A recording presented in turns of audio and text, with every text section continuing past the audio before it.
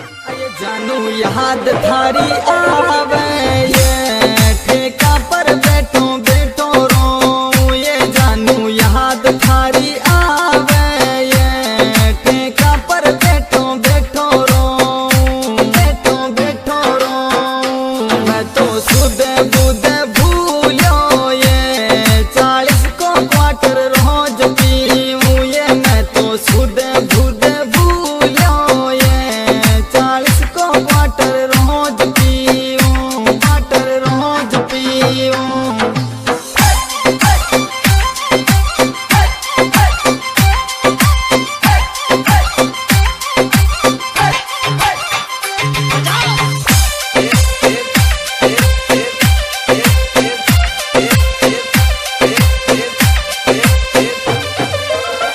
अरे छोरा लेटर देबा आती रे कमरा की कुंडी मम्मी जुड़ेगी रे। छोरा लेटर देबा आती रे कमरा की कुंडी मम्मी जुड़ेगी। कुंडी मम्मी जुड़ेगी हमारी लाइफ की 12 बजेगी रे। कमरा में गुजरे हमारी जिंदगी रे। हमारी लाइफ की 12 बजेगी रे।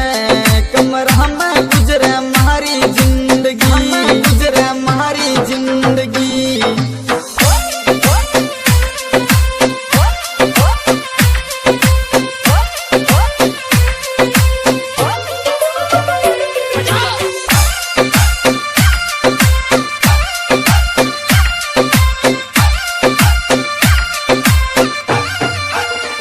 ये छोरी फोन कैया करे तो ये पानी में मारो फोन पड़ गयो। ये छोरी फोन के